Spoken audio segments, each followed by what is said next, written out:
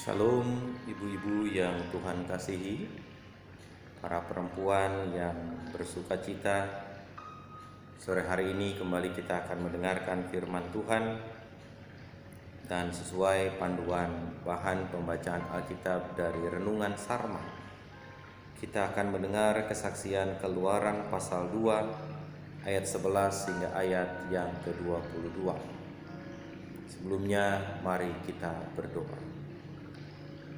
Ya Allah, kami bersyukur kepadamu, sebab hari ini, satu hari sebelum kami memasuki akhir pekan, kami dapat kembali bersama-sama selaku kaum perempuan mendengarkan firman Tuhan.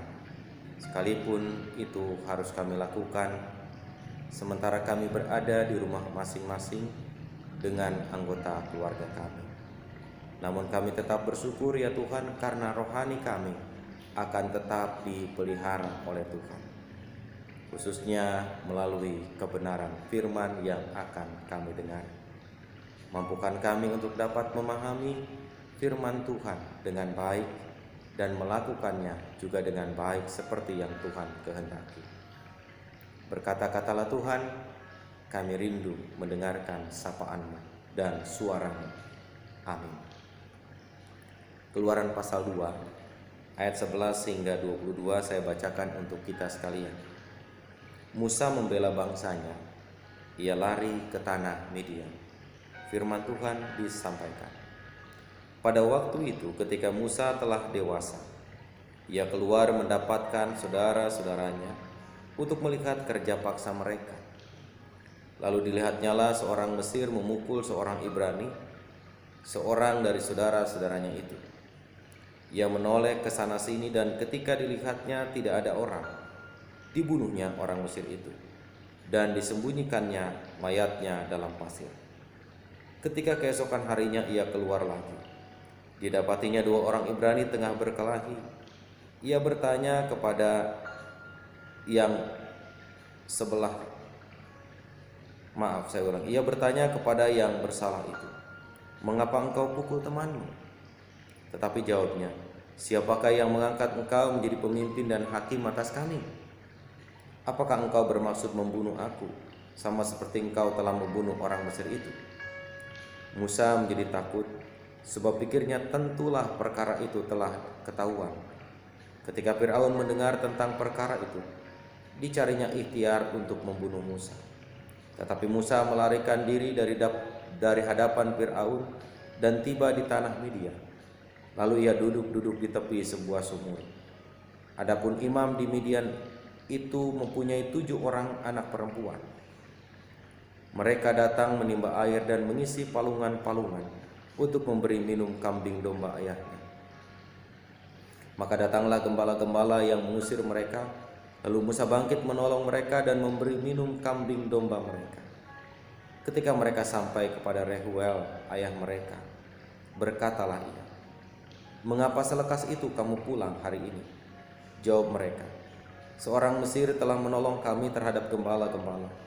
Bahkan ia menimba air banyak-banyak untuk kami dan memberi minum kambing domba." Ia berkata kepada anaknya, "Di manakah ia? Mengapakah kamu tinggalkan orang itu? Panggillah dia makan." Musa bersedia tinggal di rumah itu. Lalu diberikan Rehuel Zipora anaknya kepada Musa. Perempuan itu melahirkan seorang anak-anak laki-laki. Maka Musa menamainya Gersom, sebab katanya, "Aku telah menjadi seorang pendatang di negeri asing." Demikian ibu-ibu yang Tuhan kasih, firman Tuhan yang kita dengar pada sore hari ini. Yang berbahagia adalah kita yang mendengarnya, memelihara dan juga melakukannya dalam hidup kita dari hari ke hari. Terpujilah nama Tuhan. Ibu-ibu yang Tuhan kasihi, jika dalam kesempatan kita mengadakan persekutuan, contoh kecil kebaktian kaum perempuan saja, lalu di situ ada orang baru atau orang lama, tetapi jarang sekali terdengar memimpin doa. Bahkan mungkin pendidikannya pun sangat rendah, hidupnya juga sederhana, bahkan sesederhana mungkin. Lalu akankah kita memberikan kesempatan orang ini atau perempuan ini untuk berdoa?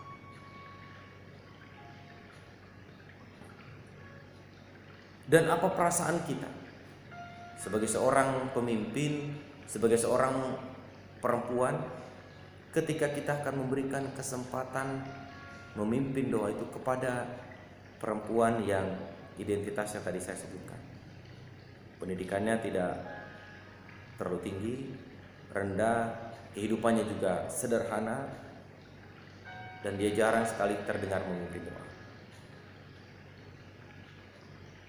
Ada mungkin perasaan was-was, ada perasaan ragu, ada perasaan khawatir dan lain sebagainya. Namun, saudariku yang Tuhan kasihi, saya punya pengalaman.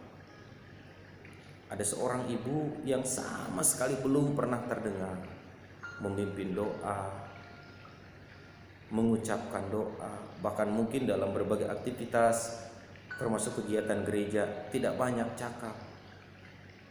Lebih banyak diam.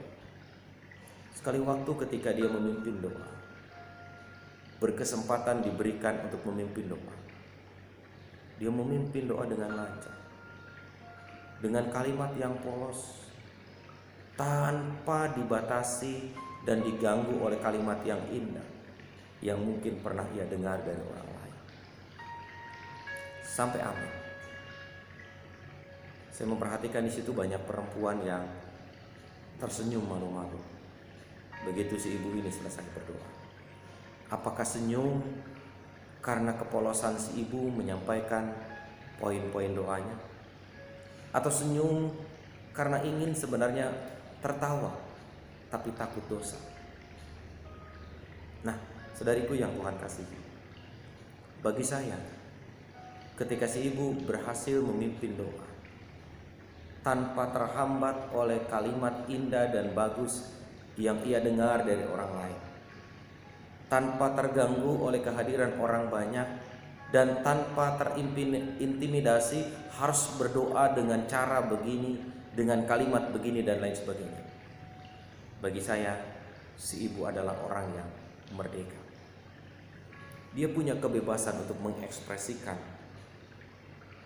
apa yang ada dalam pikirannya melalui doa. Dia merdeka untuk mengekspresikan ucapan-ucapan doa sebagaimana dia mampu lakukan, sekalipun itu dengan polos, dengan bahasa yang mungkin tidak sama dengan orang lain. Tapi bagi saya dia adalah orang yang merdeka, karena dia dapat mengekspresikan semua itu tanpa terbebani sama sekali. Dan menurut saya, saudara-saudara, kaum perempuan yang Tuhan kasihi, kemerdekaan itu adalah hak setiap orang. Bahkan dalam pembukaan Undang-Undang Dasar tahun 1945 dikatakan bahwa kemerdekaan itu adalah hak segala bangsa. Dan bagi saya, si ibu itu adalah orang merdeka.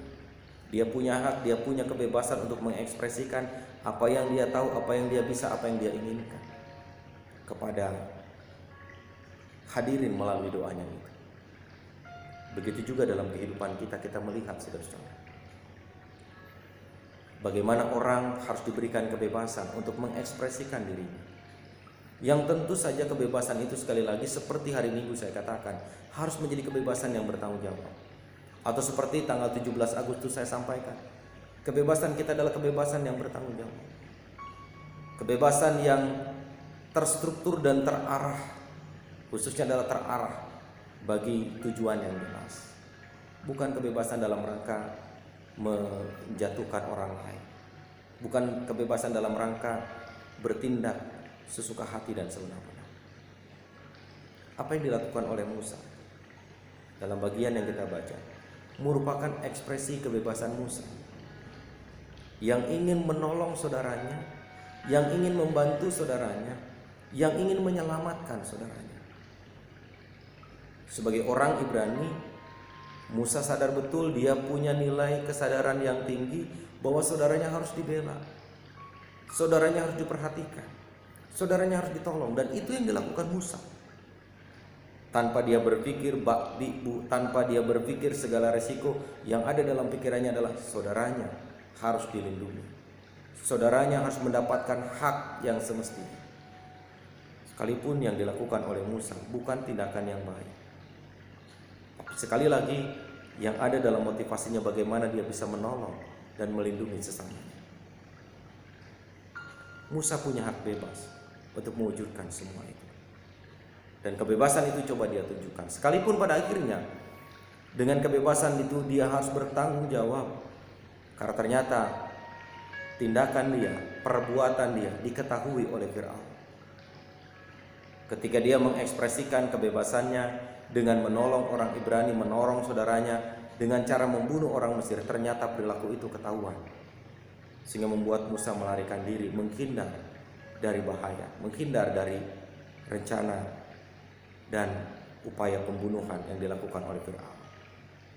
Nah, dalam hidup ini, para perempuan yang Tuhan kasihi, kita diingatkan kembali.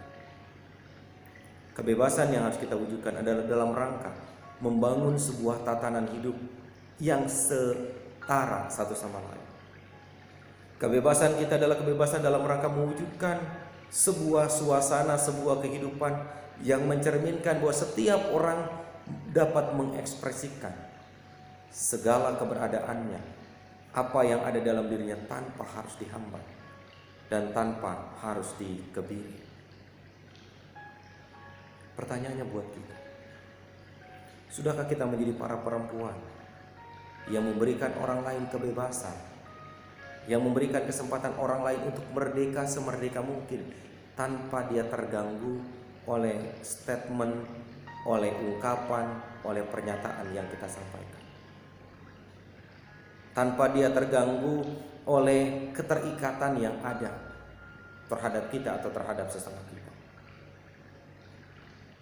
Saudariku yang Tuhan kasihi, memberikan ruang kepada orang lain untuk bisa mengekspresikan dirinya adalah bagian dari tanggung jawab hak bebas kita, yang juga hak bebas orang lain untuk mendapatkannya. Mari kita merenung sejenak. Sudahkah dalam kehidupan yang kita jalani, kita benar-benar menjadi orang merdeka yang pada akhirnya juga dapat memerdekakan orang lain? Ketika kemerdekaan itu adalah hak segala bangsa, maka tentu saja apa yang dilakukan oleh Musa berangkat dari keinginan dan kerinduannya agar ia dapat mengalami kebebasan bersama dengan bangsanya. Tidak lagi dijajah, tidak lagi menderita melalui kerja paksa dan lain sebagainya. Begitupun juga dengan kita. Ketika kita mengajak orang lain untuk terlibat dalam setiap peran, setiap aktivitas, ada orang lain di dalamnya kita libatkan, ada orang lain di dalamnya ikut berkecimpung, maka biarlah masing-masing tetap berada dalam kebebasan mengekspresikan. Tetapi kebebasan kita tentu saja kebebasan yang tidak melanggar aturan, kebebasan yang tidak bertentangan dengan tatanan yang ada, kebebasan yang tidak berseberangan dengan aturan main yang berlaku di tengah-tengah hidup kita. Termasuk adalah ketika kita sebagai perempuan punya tanggung jawab untuk mendampingi mereka yang terdampak pandemi COVID-19. Kita punya hak bebas untuk mendampingi dengan cara kita. Kita punya hak bebas untuk mendampingi dan memberikan support dengan kemampuan dan keterampilan kita. Termasuk juga anak-anak kita. Ketika mereka ingin meraih cita-cita, meraih mimpi sesuai dengan ekspresi dan harapan mereka, kita juga punya hak bebas untuk mendampingi mereka, menuntun mereka, membawa mereka mewujudkan mimpi itu dalam pendampingan yang utuh dan total dari kita, dengan tanpa mengabaikan hak setiap anggota keluarga kita. Mari saudara-saudara, kaum perempuan yang berbahagia, kita wujudkan peran kita dengan baik. Kita ekspresikan tanggung jawab kita di tengah perjalanan hidup ini, surut dan sesuai dengan panggilan kita. Tuhan memberkati kita. Amin.